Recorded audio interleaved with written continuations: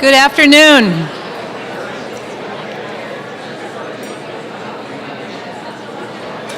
Good afternoon, everyone, and welcome to the City Club of Portland. I'm Susan Hammer. I'm president of City Club, and I'm delighted to see you all here today. Before we begin our program, out of respect for particularly our radio and television audiences, we'd ask you to turn off your cell phones or other electronic devices that beep and ring and to break into song. Before we begin our program, I have a few announcements. Our program next week will be called, What Does Measure 37 Mean for Oregon? We will have as our guests Representatives Greg McPherson and Larry George to speak about Measure 37. As you know, City Club has a Final Friday open house every month. This month we are moving it up to the next from Final Friday. That will be on March 23, next week, a week from today. And I'd invite you all to come by. These events are really fun. We have conversation, we have refreshments. It's a great time to talk to other people who are members of City Club and their guests. Also coming up at City Club on March 22nd, Dick Adams, who's executive director of the Zimbabwe Artist Project, and the art that he has brought to Portland is displayed at City Club right now. He will be making a presentation at City Club Commons entitled Helping Across Boundaries of Culture and Privilege, Becoming an Agent for Change in Rural Zimbabwe. It'll be at 5 p.m. March 22nd. It's free and no RSVP is required. And then finally, on Monday, March 26th, our Citizens Read book group will be assembling again. The book for March, and you can purchase it at the back table, is called The Wisdom of Crowds by James Surowiecki. And the discussion of the book will be moderated by PSU Professor Steve Johnson. That's at City Club's Commons. Please let us know you're coming by calling, emailing, or talking to Kim McCool, who's at the back desk. We do have some new members of City Club today that I'd like to introduce and ask you to welcome. New members, when you hear your names, please stand, and after you've all stood, I'd like everyone to join me in welcoming them. Our new members are Pam Mary Anason, John Cooper, Beryl Morrison, and Kimberly Agnew. Welcome to City Club.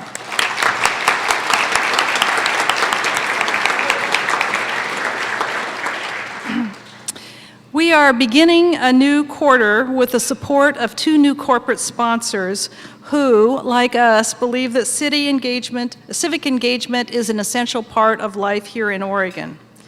These programs, for you and for our radio and television audiences, are made possible in part through the support of our corporate sponsors. Please join me in giving a warm thank you to our sponsors, Schwabe, Williamson & Wyatt, and KeyBank. Thank you.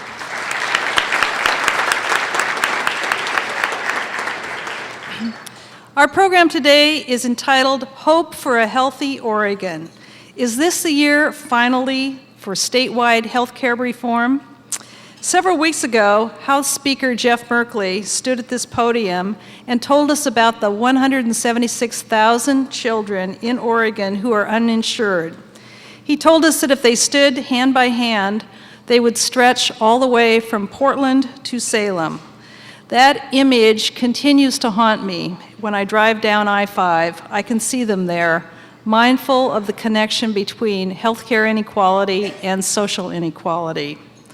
Our speakers today have taken on this problem in a big way. They are not waiting for the federal government to come up with a solution.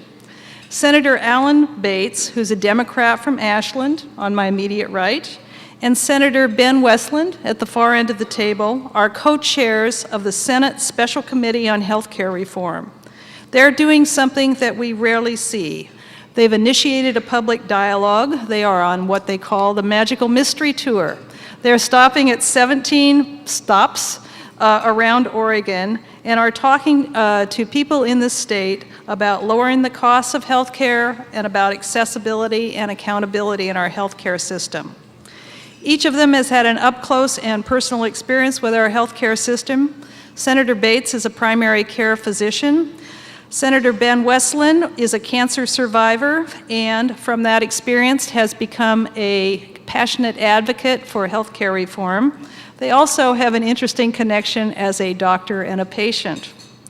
Our speakers chaired the Senate Commission on Healthcare Access and Affordability that produced a plan that has been introduced as Senate Bill 329, which they will be telling us about today. Please welcome Senators Alan Bates and Ben Westlund.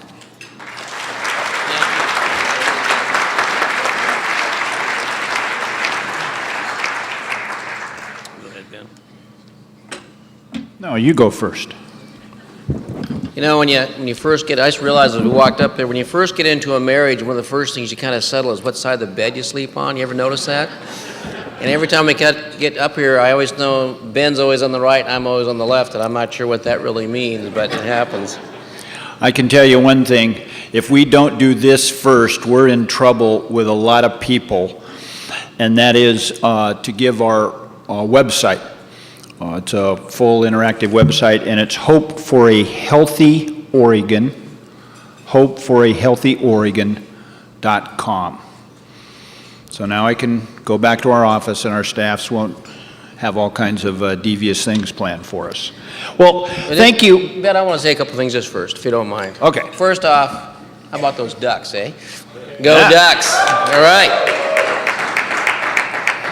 Ben and I met in an unusual way. It's been alluded to here already. About 6 or 7 years ago, I entered the House, and Ben had been there before me. And we ended up being on committees together. And I kind of noticed he had a nagging cough that sort of set my antenna up as a 30-year primary care physician. And I didn't know him real well and felt kind of uncomfortable, but I started talking to him about it. We very quickly found out that Ben had lung cancer.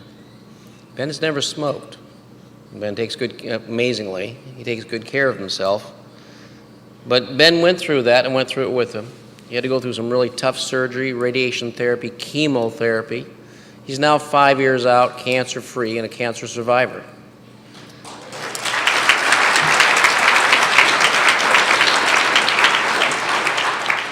What that story illustrates is if you've got access to a healthcare system, a lot of very good things happen. But if you don't, some bad things can happen, and that's part of what we're going to be talking about today. Ben? Thank you, Alan. And did I mention our website, hopeforahealthyoregon.com? Okay. Well, first of all, a heartfelt thanks to each and every one of you, and certainly Susan and Bill for inviting us. This is very special for us, so we're very honored to be here. And I know you are a question-centric organization, so we will get through our proposed solution as quickly as possible so we can take as many questions as possible. But really, you know, first, we should say just a few words about the problem. I mean, this is information you already know, but it bears repeating. And there are just several aspects of this that just make this situation so untenable. And the first are our medical outcomes. I mean, we rank among the lowest in the industrialized world. Pick any industry you want to pick, World Health Organization, National Institute of Health, any of them, and we consistently rank in the lower quartile. And people justify this and make excuses and have reasons, and it's just stop. Face it. Face the facts, not the sentiment. Our outcomes are lousy. Period. End of story. It's got to change. And this in a country with unquestionably the best doctors, the best hospitals, and the best technology in the world. What compounds this makes it seem so much more confounding is that all this is true in a country that spends more than double, on average, 100% more than any other industrialized country on earth. You know, something is desperately wrong. And what's worse is just that. It's getting worse. Healthcare costs are up 73% since 2000. And for the first time ever in an economic recovery, and we're 54 months into this economic recovery, for the first time ever, not the state nor private enterprise has yet to add any net lives in Oregon of the 135,000 that were forced off, that we were forced to uninsure in the last recession. It's one reason I'm so pleased and such a supporter of Governor Kulongoski's Healthy Kids plan. We need to pass that. It's critical, and that time is now. You know, these aren't, we're not hard-hearted handlers at the state, and these corporations that were forced to uninsure their workers, they're not bad corporate citizens. It's just that the costs are too prohibitive. One final comment on the problem. Everyone wants to cast aspersions, to blame something or somebody else. And in part, they're right, because we are all wrong. We're all to blame. Doctors, lawyers, insurance companies, hospitals, government, citizens, AKA otherwise known as consumers. We're all to blame. We are all meeting the enemy and decidedly finding he is us, as the old saying goes. So what happens from here? Well, to quote that great social philosopher, Dr. Seuss, not much. Not much of anything at all, unless someone like you, in fact, exactly like you, makes up the mind and decides to do. So just what should we do? That's what we're here to talk about. The Senate Interim Commission worked very hard over the interim, and it was comprised of many stakeholders: hospitals, advocates, unions, big business, small business, legislators, dentists, nurses, a myriad of people, very good minds. We worked very hard, and we came up with a proposal that consists of three main tenets. The first is the Oregon Health Trust Board, a management board. The second is pooled, we call it the Oregon Health Trust Fund. It's pooled funds. And the third is pooling of as many eligible lives as possible. All designed to do three things: lower cost, improve quality, and provide 100% access to every Oregonian. That's what we're about. That's what we think any responsible, far-reaching healthcare reform plan must include. So I'll take the first of those, and that's the Oregon Health Trust. Think of it maybe as a health management system for the state of Oregon. The trust has three primary responsibilities: overseeing the Oregon Health Fund. This is the pooling of money, and Dr. Bates will talk about that in a moment. It's also charged with helping hospitals and providers lower cost and provide incentives to increase wellness and increase quality. This isn't just trying to get at providing health care. We're trying to get at facilitating health. And they're also charged with working with insurance plans. We call them accountable health plans, more on that later. Working with accountable health plans to establish a standard package of benefits and services, key word, for every Oregonian. Again, what this really is, please think of it as an Oregon Health Systems management company. The most important charge of this trust will be to help us lower costs. Nothing can be achieved unless we lower these out of control, exponentially raising costs. It's over. If we can't do that, I mean, I don't want to get off into the national security issues and, passing on debt to our children's children and the uncompetitive position we're putting America and American companies in, but it's all true and it's all tied up in these increasing health care costs. The board's primary responsibility is to help lower costs by changing how we deliver health care in Oregon, by maximizing primary and preventative care to avoid costly emergency room, high-tech and high-end care later, by standardizing and streamlining paperwork and administrative functions, by providing for fair and faster reimbursements to physicians. And right now, the most discriminated provider in Oregon, in fact in America, but in Oregon is the type of guy standing right next to me, a primary care physician. The reimbursement rates are abysmal, and we're facing, it's a workforce issue at every level of provider, nurses, subspecialists, but most certainly primary care physicians. The trust will administer an advanced directive. We're not asking people, to say how they fill it out. We just need one place in this state, like we do immunizations. Every kid that has an immunization, we've got a centralized record of that. We have nothing like that for an advanced directive. Fill it out any way you want. DNR or every, life-saving miracle process, fine with us. But we need that in one place so those wishes can best be administered. We need to facilitate the development of electronic medical records, a lot of work on that. It's still a ways off, but we need a centralized place that's kind of nudging and nurturing that long-needed development along. And we need to eliminate the unnecessary duplication of services, and in particularly facilities, by implementing a genuine and well-thought-out certificate of need, where healthcare facilities must demonstrate a need for expansion or relocation before spending millions, in some cases hundreds of millions of dollars for facilities we don't need. You want to tell them the Eugene Tale of Two Hospitals story? Yeah, it is a tale of two hospitals. Or bait and switch, one or the other. We haven't got this figured out. We haven't quite figured this one out yet, but it's a lot of money involved.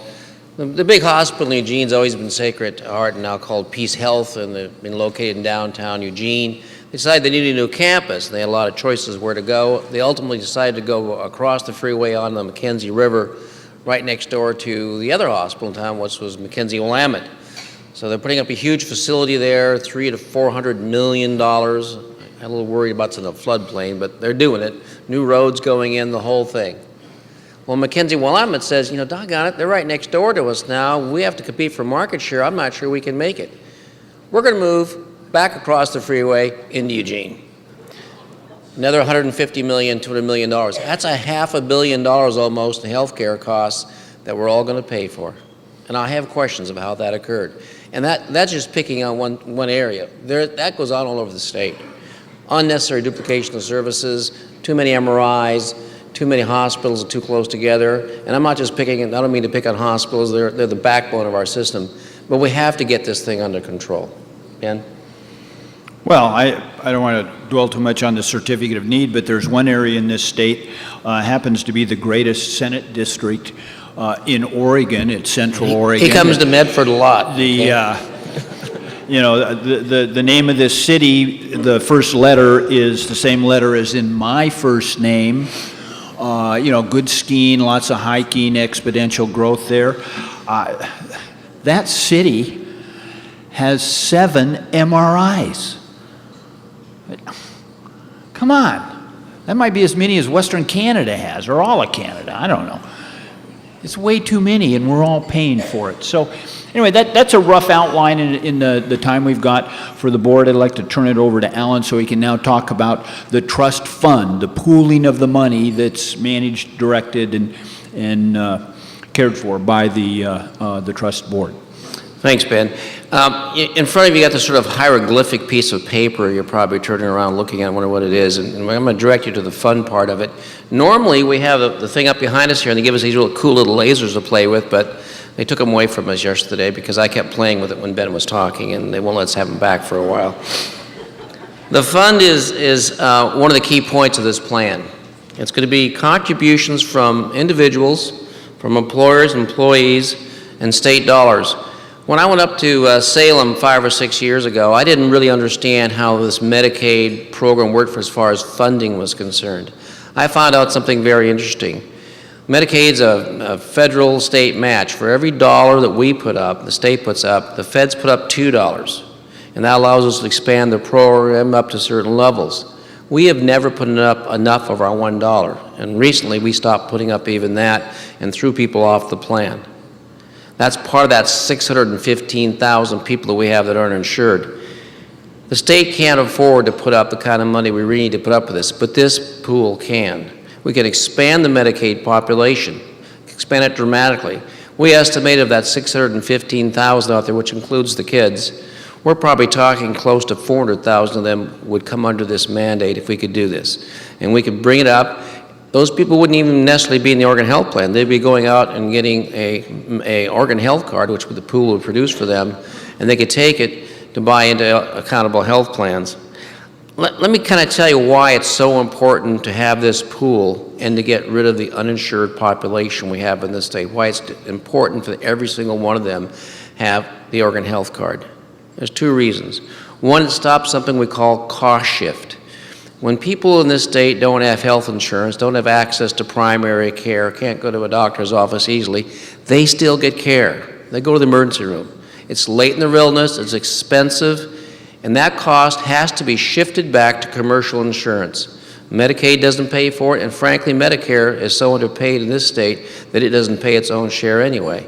So it all comes back to you and I who are paying these increasing premiums that really represent, a good chunk of them at least, the cost of the people who are uninsured. There's another point, though, I think is even more important. This is the human side of it. We have a lady in Medford who's 45 years old. She was diagnosed recently with a really difficult problem, but how she made that diagnosis and how it happened is what's most important. She's 45, 2 jobs, no health insurance. Doesn't go in for an annual physical examination for years. Finally, she starts noticing some abdominal pain. Pain gets worse and worse. Finally goes to the emergency room. There they find out she's got cervical cancer that has spread across her entire abdomen. Now she's going to get taken care of. She's going to go through all kinds of pain and suffering. Several surgeries, radiation therapy, chemotherapy, pain, suffering, mental suffering, may or may not survive, probably, and I would think without a doubt, be bankrupt when she gets through. The cost of that to the system, $300,000, $400,000, maybe $500,000. If she'd had access to care, gone in for an annual physical, pap smear would have showed it. A little simpler procedure in the office we call cryosurgery. Take care of it. Saved her life, saved the money, maybe spend a couple $1,000s on her. This is not an isolated story. I see it over and over and over. It's why we have bad outcomes as a group. It's why our healthcare costs are going through the roof. We've got to change that. The Oregon Health Card will give you access to something we call accountable health plans. So what the heck is an accountable health plan? Accountable health plans are the plans we all know about now. And a lot of people want to blame the insurance industry for this. And frankly, they're just the messenger. And we're killing the messenger here. The insurance company is trying to make this thing work with all these cost shifts coming in. And really, what we really do in this state is we have a board that tells the insurance companies what they're going to cover. That board's called the state legislature. We put mandates on these guys. Not always the most thoughtful ones, but we put mandates on them. Yesterday in the House, we put contraceptive parity on them. So they have to have contraceptive parity. Great thing. It only took 20 years, okay? 2 years ago, it was colonoscopies for everybody over 50. Only took 10 years. But tomorrow we may find out that we don't need colonoscopies anymore. What if you find out tomorrow we got a blood test shows you've got colon cancer and that's how we take care of it now? I don't think the legislature should be doing this. And I'm a physician, I'm also a legislator, and I'm the one doing it. I don't think we should be doing that. We should have a board that is professional and thoughtful and works with the insurers, come up with essential benefit plans that make sense, that are fluid, that can change, and are outcome-based. This idea of the state legislature doing it, to me, is strange. That's one part of what an accountable health plan would be. That medical card, that organ health card you're going to get, is your portal to the system. It gets you into your doctor's office, gets you into your primary care. It's the key to getting you into the system. So what would reform do for the individual and for our state? I'm going to walk through some things that this system will do for the individual first. Everyone would be guaranteed affordable health care. Now, if you're sitting here with a great policy and you're in great shape, you may not think that means a lot, but ultimately, if we don't fix this system, that premium you're paying is going to go so high, it'll be difficult for anybody to be maintained. When you change jobs, the card goes with you. We all know that people stay at a job sometimes just for the benefits. They want to change jobs, but they can't, or they can't retire when they want to. They stay on for those reasons. That card goes with you from job to job. You're no longer dependent on just your job or getting your insurance. You get to choose your own doctor in this system. You're not blocked from doing that. Those poor soldiers back there at Walter Reed Hospital, I believe, wouldn't be in that situation if there was competition in that system. The VA's done a great job improving itself in the last 10 or 15 years. But if those soldiers had a choice of doctors and hospitals, I think Walter Reed would be a better place. And I think that choice, that competition, is what keeps us in a system that can actually function and do the job it's supposed to do. If you got a pre-existing condition, you're in the pool. You're not going to be exempted because of that.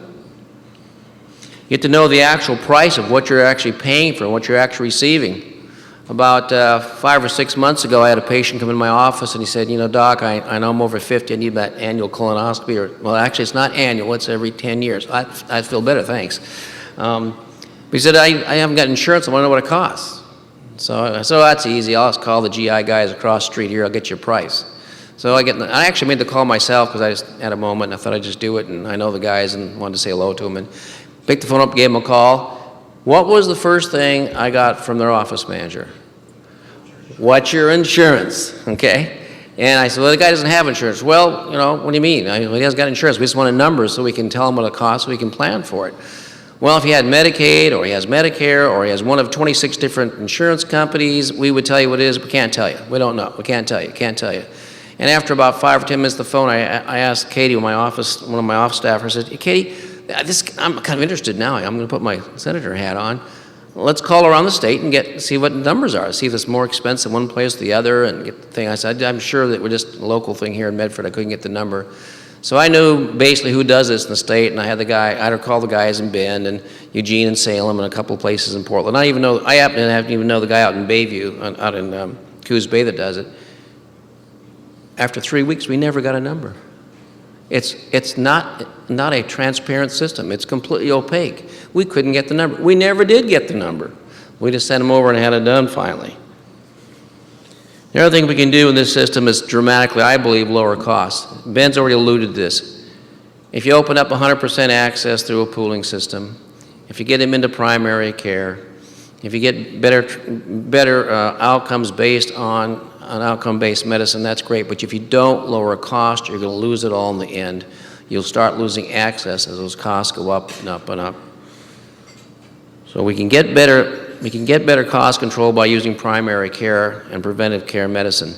In the United States, we have a very unusual system of health care. 70% of the doctors in the United States are specialists, and 30% are primary care, and that 30% is getting smaller.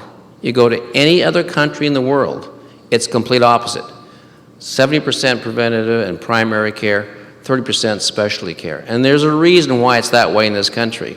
It's that way because the difference in pay for those specialists versus the primary care is not a little bit.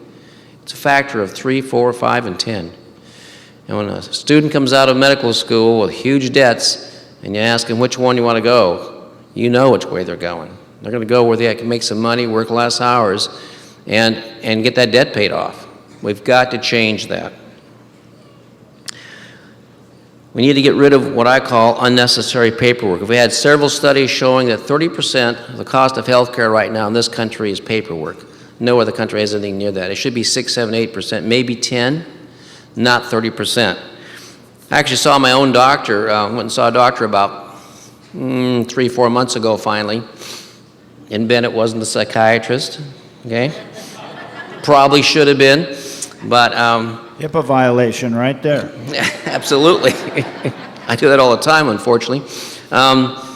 So I go and see him, and I get a bill back about a month later. And this bill comes to me from my insurance company, the doctor's office, and I get to look at it. I'm a doctor, I'm a senator, you know, supposed to know this stuff, healthcare expert. And I'm looking at it, and in one corner it's like $198, and the other corner is $3.12, and there's all this stuff in between. And I'm looking at it. It looks like a monkey doing a math problem, okay? I kept getting that bill for 3 months. And finally at the end, as I'm getting ready to be turned over to collections for $3.12, I paid him the $3.12. Not that I'm cheap, well actually I am, but not that I'm cheap, but I didn't know what to pay. I mean, this kind of stuff has to end. It's insane. We need a certificate of need program that Ben's talked about, a certificate of need program that's fair, that's done professionally by a professional board, and done thoughtfully.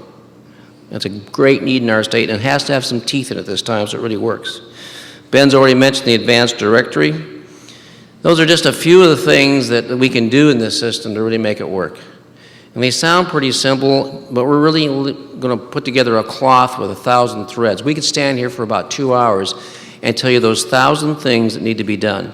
But we're not going to take that time today to do it, and we're not going to ruin your lunch for you. So we're just going to stop here, and Ben's going to wrap this up with the process we're going to go forward with, and then we're going to take questions. Understanding that we want to set up a board that will weave those 1,000 threads into a cloth, do all the work that has to be done to make a system in Oregon that really works. Ben.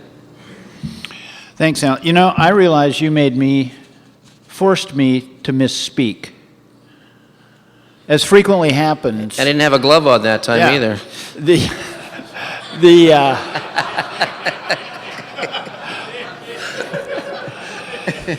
You know, even I'm not going there on that one. But I'm going through and I'm casting my own aspersions. We're all to blame, we're all to blame, we're all to blame. And I recognize that there's one individual, and he's actually in this room, and he's the one person I can think of that is not to blame. No one has worked longer, harder, more diligently, or more nobly than Thomas Aschenbrenner from Northwest Health Foundation. Thomas, stand up. I mean, let's recognize you. Where'd he go? There he is. There he is. There he is. There's our guy. It's okay, everybody but one, and especially you. Okay, so where are we? I mean, there's the broad outline, the 20,000-foot overview of the plan. Where are we? Where are we today? Well, Alan and I are chair of the Senate Special Committee on Healthcare Reform, and with us sits, this is a very good thing, it's a de facto joint committee, sits the chair of the House Committee in charge of healthcare reform, Mitch Greenlick. So, you know, we are diligently working in Salem through the committee process, chaired really by Representative Mitch Greenlick and Senator Bates and myself, to look at 4 plans that have come forth. And it is not coincidental or insignificant that these plans have come forward all at the same time. It's perhaps the most indicative thing we can say about the depth of this crisis. And the 4 plans are simply the Senate Commission Plan 329, the Archimedes Movement, former Governor Kitzhaber's plan, Senate Bill 27, the Oregon Health Policy Commission that Bill Kramer sat on and I sat on, and I see a number of you in the room, an excellent plan, and then the Oregon Business Council plan. Our job is to meld the good ideas in all of those plans I mean, no one has a monopoly on good ideas, and they're just that. I mean, they're rare because, you find them where you find them. Those plans are all very forthrightly and very sincerely put forth, to solve this crisis. So that's what we're doing now, and working very diligently on that. But also, as you can tell by the very fact we're standing in front of you, is to give a call to action to all citizens, stakeholders, citizens, young, old, big business, small business, all of us, and demand that your legislature do all that it can to solve 3 issues: lower cost, improve quality, and develop a delivery system that provides and allows for 100% access for all Oregonians, period. That needs to be done.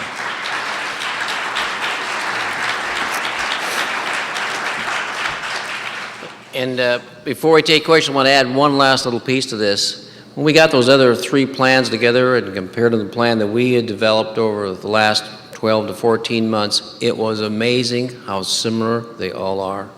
Embedded in those plans are the basic principles and many of the same structures we have. Last Monday night, we sat down with Governor Kitzhaber.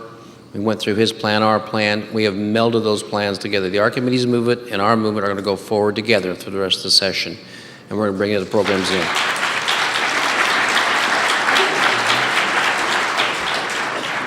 You ready to take questions? Questions? Questions. I'm sure there are none. I was very impressed, by the way you took your vote just before we started. The legislature could learn. I mean, yeah, we like that. That was good. No comments, no speeches, no pontifications. Just take the vote and get it settled. Thank you. Now it's your turn for questions. Our first question will be asked by board host Bill Kramer. Bill is a member of the Board of Governors, and he's treasurer and chair of the Finance Committee. He is a healthcare consultant in his life, and Bill earned his MBA from the Stanford Graduate School of Business and his undergraduate degree from Harvard. Bill will go first, and then we'll take our questions beginning over here. Again, I'd ask that you make your question brief and to the point so as to allow an opportunity for more people to ask theirs. Bill. Thanks, Senator Bates and Senator Westlund. Does anyone else have a question? Anybody question? Anybody but Bill Kramer. I was going to thank you. Yeah, okay. Like I said, Bill, go ahead and speak. For all your work on health care and your willingness to tackle this tough issue and your commitment to address the issues of cost, quality, and access. My question, in creating health care reform program, what do you think is the bigger challenge, policy or politics? Some people say that we have plenty of good policy proposals, but the challenge is building the political will to do something. Others say that there's strong political momentum for reform, but that we're paralyzed by our attempt to bring together these, what might be seen as competing policy proposals. Which is the bigger problem, finding the right policy or overcoming political obstacles? What will it take to get her done? I'll take a stab at that first, and Ben come into it too. I think we're going to have the policy hammered out in the next 3 to 4 weeks. We're ready to close. We got 90% of it done. You see some of it there in front of you. Like I said, there's lots more to do, but I think the policy is not going to be the problem. I think we know where we have to go, and we've got a good roadmap for how to get there. The real thing is having courage to face change, courage to move forward, courage for the legislature to do these things. I believe this legislative assembly is capable of doing that. This is a landmark legislative session we're having.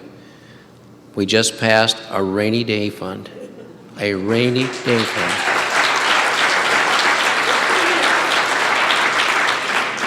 We are probably going to pass contraceptive parity out of the Senate next week.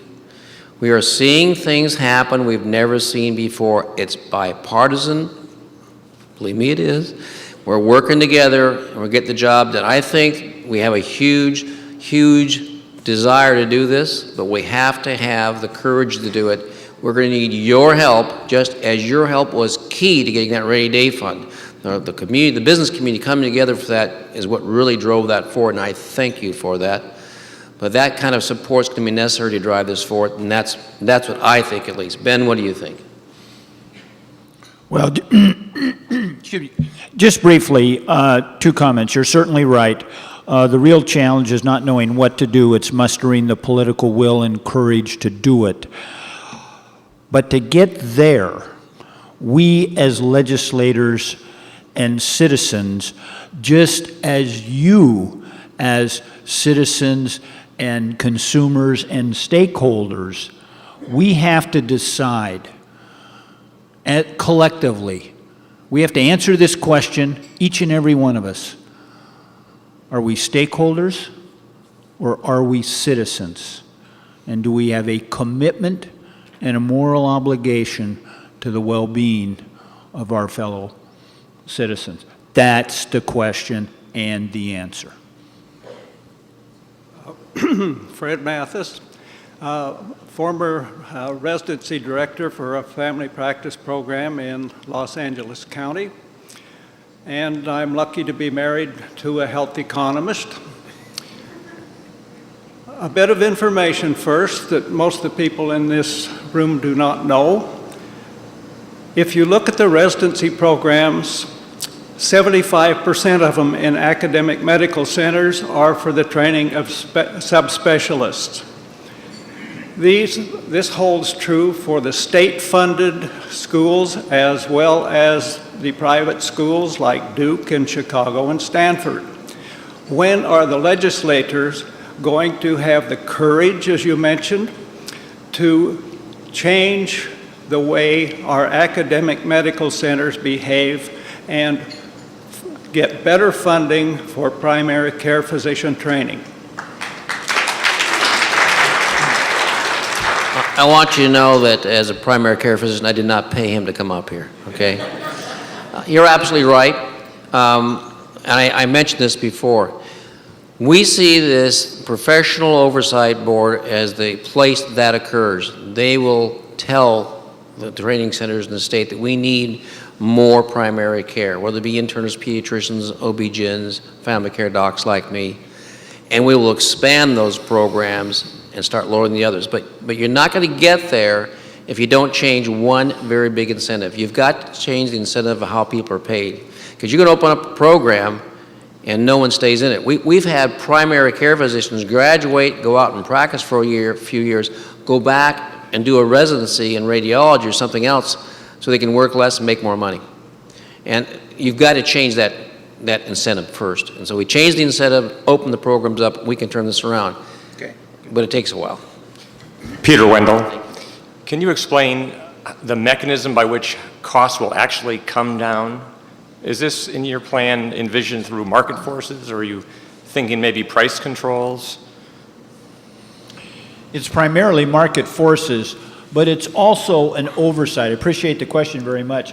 I mean, it's pretty amazing when you think that Andy Stern and Walmart are getting together and may have a major impact in leading us out of this morass, and that's the direct, market forces response to this. The accountable health plans will absolutely compete for people's business. So much of this we get to in the market forces portion in the transparency of price, cost, and quality. It's a major, major feature and tenet of this plan. But there is an oversight function that, again, sets reimbursement rates primarily for primary care physicians. I mean, that's what this board, one of the functions is to put sideboards on the market. And people, oh my God, you're talking about regulated health care. Oh no, wait a minute, we already have regulated health care. I mean, and the markets are working perfectly today for what we've incented them to do. Those market incentives have to be changed, and the only way you get there is through the oversight board, the Oregon Health Trust. Guinevere Milius, City Club member. You alluded in the last question, or the question before that, about the cost of graduates from medical school, or the issue with attracting more primary care providers. Will your plan do anything, though, to make primary care more attractive to people in terms of reducing school debt, or making it more, making the financial playing field more flat between primary care providers and the specialists? I would offer the latter as the right answer. Medical school is expensive, difficult to get through. I made it somehow, at least the degree says I did. But yeah, the way to do it is incentives. I believe in incentives. I don't believe in price controls. I don't believe in special privileges. I say you make the incentives right, and the rest will follow. Thank you. Yeah, we got part of the answer right here. We better read this. I actually did. Yeah. It's John Branham, City Club member.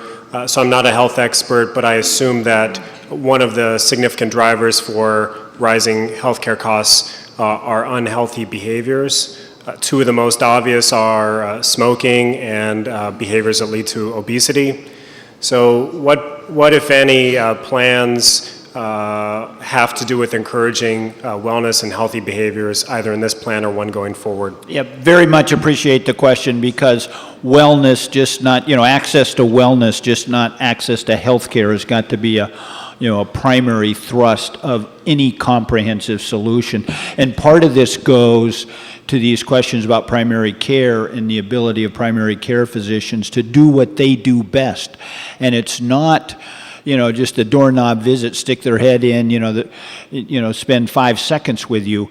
It's to be able to spend the appropriate amount of time. This is allowing providers, nurses, nurse practitioners, primary care docs, whatever, allowing providers to practice at the top of their license. And so when it comes to primary care and promoting wellness, really a major function of a primary care physician is not treating the symptom or the immediate thing that brought you into that office. It's helping you with the lifestyle issues, with the education, the outreach to your family that allows you, what you do outside of the office is so much more important in keeping you well than what that doctor does inside his office. So I appreciate the question. It's right on. He'd make a pretty good doctor, wouldn't he?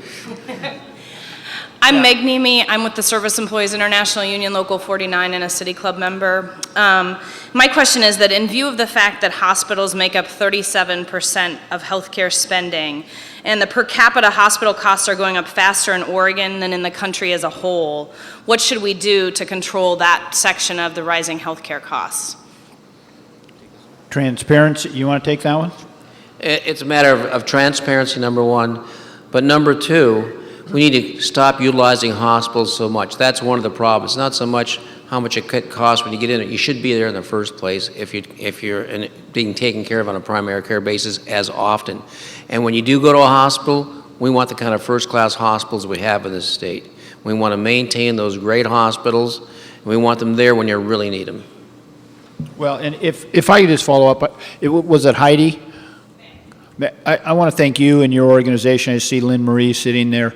I mean, SEIU is really, of any organization I can think of, probably the tip of the spear in terms of the consistency of your message and the quality of your efforts in trying to improve healthcare delivery. I mean, thank you so very, very much.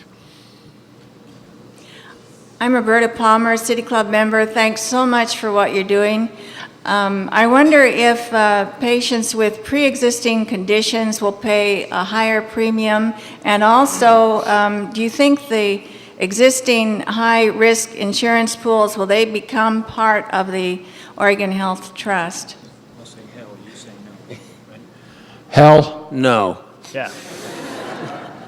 No, people with pre-existing conditions are absolutely included within, I mean, it's not very fair otherwise, so. It's hard for us to get our minds around this new system. If everyone's in the pool, it doesn't matter if you have a pre-existing condition. That risk is spread across the whole pool. It just doesn't matter anymore. It's hard for us to get past that, but it's there. You mentioned advanced directives. As I understand it, something like an enormous percentage, maybe 90% of life health care costs are done in the final days. And I'm wondering if you can talk about that issue and what other systemic ways, in addition to advanced directives, we might develop to deal with end-of-life health care. Let me first focus down just for a second on the registry and the importance of it. The registry allows us to do what Ben talked about. People come in the emergency room, they can't speak for themselves, and we put them through all kinds of things for 3 or 4 days, and then the form pops up and we know we've made a mistake for that patient and spent a huge amount of money. Oregon leads the nation in getting people signed up on what we call a PULSE form. We lead the nation in hospice care. What we need to do is take that final step and offer to those patients not just hospital care or increasing end-of-life care as far as doing everything that we possibly do for them, because some will opt for that and they have a right to do that. But we also need to say to people, if you don't want to do that, we're going to help you stay at home and let you die quietly. We're not just going to give you pills and medicine. We're going to bring somebody in to clean your house for you, get your meals for you, help you in ways that you don't think of healthcare normally doing. People get admitted to the hospital all the time in this state still to die because they can't be taken care of at home. And what they're getting in the hospital really isn't that significant medically. So that's where we need to go as far as I'm concerned. Great question. Thank you. And you know, just as an aside, we got to brag on all of ourselves for a while. Oregon pioneered and is still the national leader in low-cost care for our senior population. We have we have the most choices and the most variables, and those have to remain in place. We have Oregon Project Independent, assisted living homes, adult foster care, and then at the top end, nursing homes. Oregon does a much more consistent quality job in dealing with our seniors and their specific health care needs than any other state in the nation. We do great. Steve Novick, City Club member. First of all, Senators, thank you so much for the work you're doing. I wish you all the luck in the world. My question is this. I realize that we're all to blame, except, of course, Mr. Aschenbrenner, but I have to think that the constant barrage of prescription drug advertising is helping to drive up healthcare costs, and I wonder what you would think of adopting an Oregon version of Michigan Senator Debbie Stabeno's bill to eliminate the tax deduction for corporate direct-to-consumer prescription drug advertising. We always get one. You know, I think that's one of the functions for the board. I'm not trying to sidestep your question. This is a very interrelated issue to the overall efficacy of our healthcare delivery system. And, you know, not to take the drug companies aside, but they have tremendous costs. And you all go, well, yeah, National Institute of Health, and they're subsidized and all this stuff. You know, the only country in the world that's really doing this life-saving research is right here. And I'd have to look at that, Steve. I just don't have a good answer to that question. You don't want to throw the baby out with the bathwater is where I'm trying to get to. My name is Bruce Fife, Musicians Union, Local 99. I have to, mirror what you said about the challenges with the transparency. Our healthcare costs went up 33% this year. And in trying to review the plans and find out the cost of procedures, same roadblocks, couldn't even get them to return calls after a while. So I am the ultimate optimist. I think the time is now. I think this is a great opportunity to move this forward. If this does move forward, is there any kind of a timeline to where we actually start moving people into the insurance coverage? Yeah, this is something we want to do quickly but carefully. And when I say quickly in healthcare, I'm thinking 3 to 4 years. And that sounds like a long ways away, but it really isn't. The first thing we need to do is form the trust board. That has to be set up. They have a tremendous amount of work to do to get the system ready to roll to this. There's lots of contracts and things out there that need to be dealt with. They have to be sure when they roll this pool out that the pool is properly funded, that we have enough money in it, that we've raised the money properly, and that we start rolling people into it. And 2 years sounds like a long time, but it really isn't for this kind of a project. Remember, this is going to be primarily for people who are uninsured, both working and non-working, but primarily working. If you're already self-insured and you want to stay in that program, you're not cost shifting, you stay in. If your company has bought you good health insurance, you like it, they like it, you're not cost shifting, you stay there. But for the rest of these people, it's going to be a huge shift. We want to do it carefully, thoughtfully. We don't want to make any mistakes of a huge nature. We want to roll it forward. If we can get this done in 18 to 24 months, I consider that the speed of light for what we're talking about. Senators, thank you very much. Oh, David Wu, City Club member. Senators, thank you very much for the good work that you all, John Kitzhaber, and others are doing in healthcare reform. I just wanted to mention, with respect to the federal component of this, it may be possible to look for a specific waiver for Oregon for the innovation that we're doing here, but there is an existing bill in Congress. It's been formulated over the last 3 Congresses. It was submitted in the last Congress, and it has great hopes in this one, the Baldwin-Price bill. Between Dr. Price, Tammy Baldwin, and I, there probably isn't another issue that we agree on, but what that legislation does is that it encourages federalism and experimentation in the 50 states.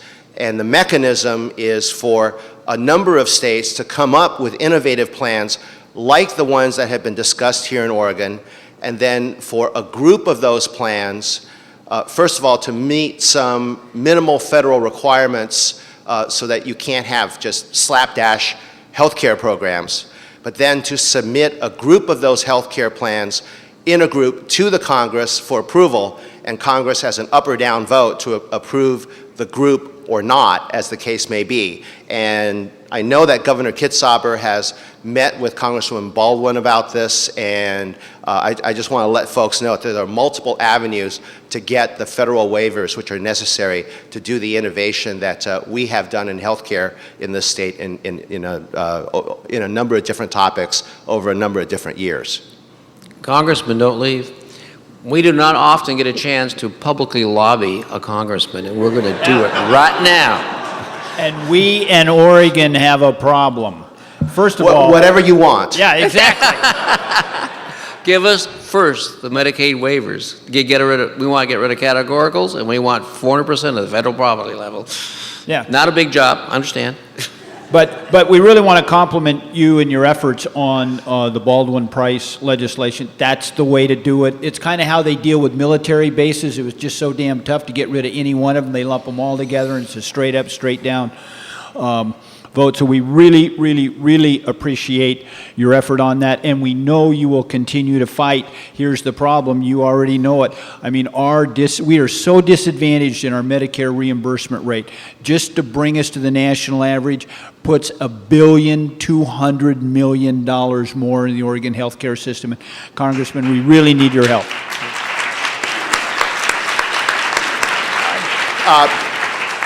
Having fought for those Medicare, Medicaid waivers on a one-by-one basis, I mean, it is really, really tough, and you get held hostage by all sorts of other things. Happy to continue that fight, but the Baldwin-Price mechanism really, as you say, Senator, it is parallel to the BRAC Commission process, and it makes it much harder for Congress to kind of pick and choose. And I think the tendency would be to approve a group of good programs in a group of states, and it would make formalize this process, and it's a good start in that direction. Thank you for your hard work on this. Thank you, Congressman. Thank you. And we absolutely need those waivers. Thank you very much. On behalf of the City Club of Portland, I'd like to thank all of you members and guests for your participation here today. I'd like to thank our radio and television audience for your interest in City Club, and ask you to join me in thanking Senators Ben Westlund and Alan Bates for their leadership and their very interesting presentation. Hey.